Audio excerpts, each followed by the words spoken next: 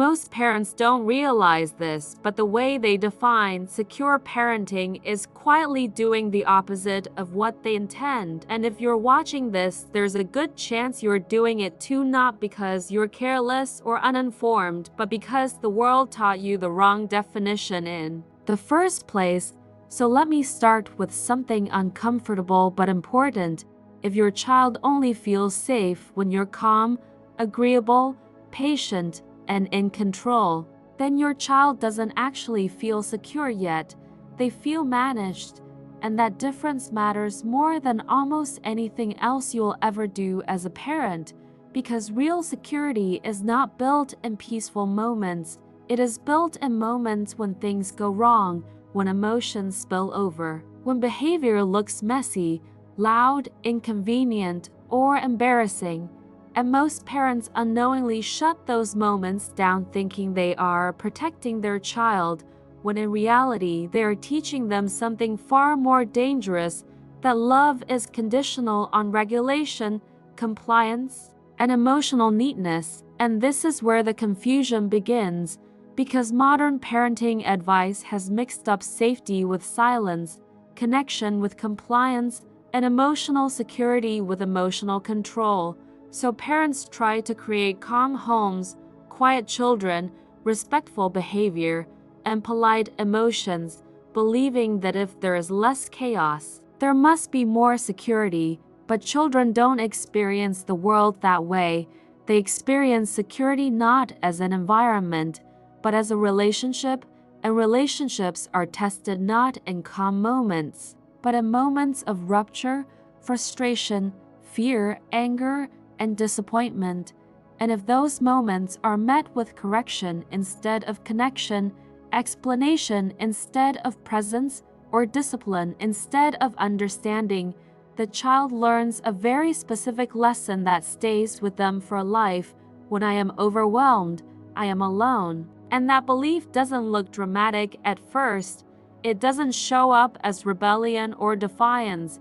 It shows up as overcompliance, people-pleasing, emotional shutdown, anxiety, or a child who seems mature for their age, and parents often feel proud of that, not realizing that maturity built on self-suppression is not strength, it's survival, and survival mode is not security, it's the absence of it, because secure parenting is not about preventing your child from feeling big emotions.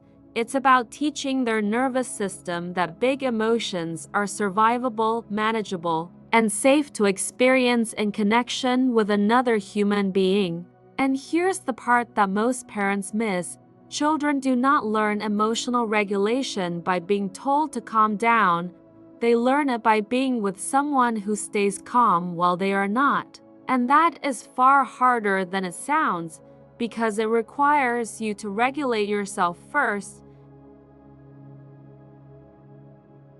and their own childhood conditioning, many of which were built in homes where emotions were minimized, punished, ignored, or controlled.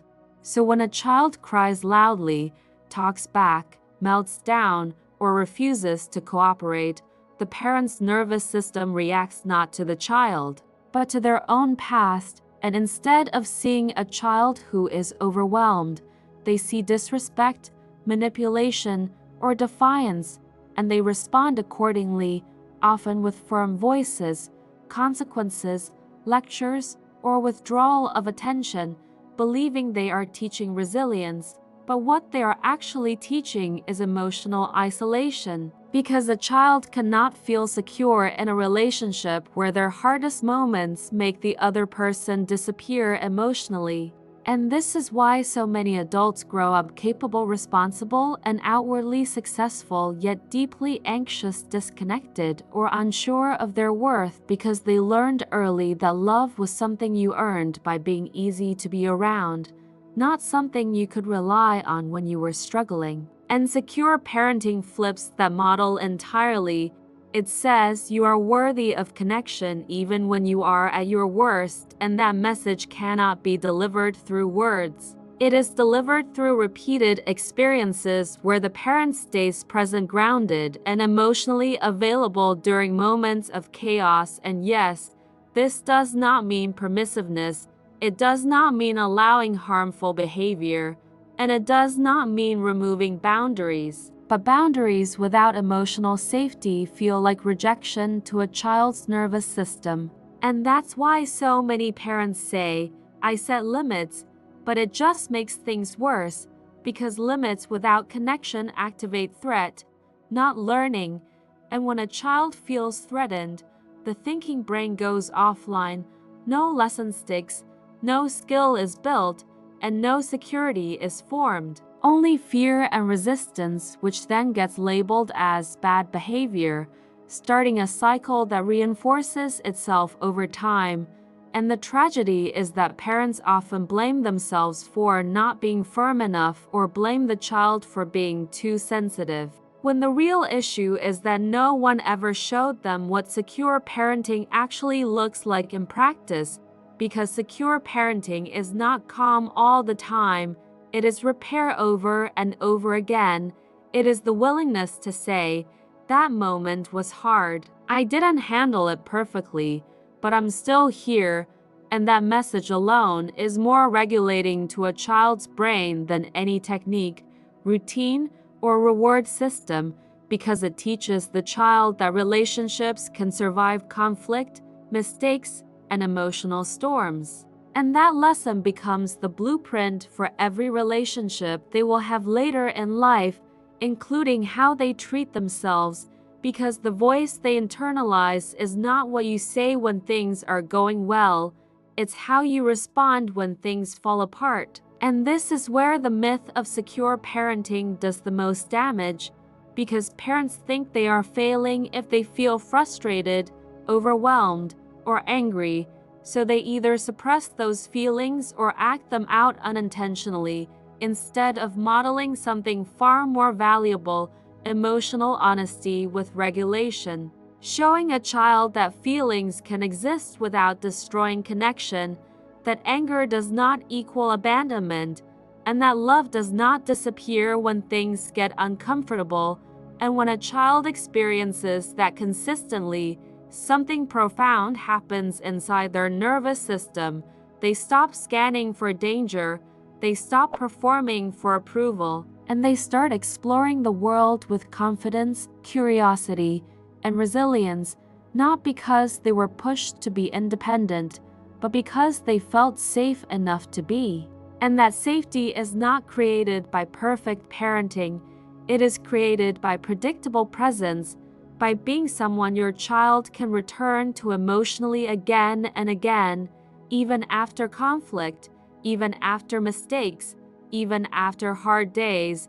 And this is why the most secure children are not the quietest, the most obedient, or the most well-behaved. They are the ones who feel free to express themselves without fear of losing connection. And that freedom does not create chaos, it creates regulation over time. Because the nervous system learns through experience, not instruction, and every time a parent stays present during a storm, the child's brain rewires a little more toward safety, trust, and self-control. And this process is slow, invisible, and deeply unglamorous, which is why it is rarely talked about online. But it is also why it works, because secure parenting is not about quick results, it is about long-term emotional health. And if you are feeling discouraged, frustrated, or doubting yourself right now, I want you to hear this clearly. The fact that you care about security at all already puts you ahead of where most of us started, and you do not need to be perfect to build security. You need to be present, willing, and open to repair, because children do not need flawless parents. They need real ones who can say, "I'm learning too," and mean it. And if there is one thing I want you to carry with you after this video, it's this: secure parenting is not about making your child feel good all the time. It's about making sure they never feel alone in their hardest moments, because a child who knows they are not alone can handle almost anything life throws at them. And one day, when they face disappointment, failure, rejection, or heartbreak without you there to guide them, the calm, steady presence you practice being for them will become the voice inside their own head, and that is the greatest gift you will ever give, not control, not obedience, not perfection, but the unshakable belief that they are safe to be fully themselves, even when things fall apart.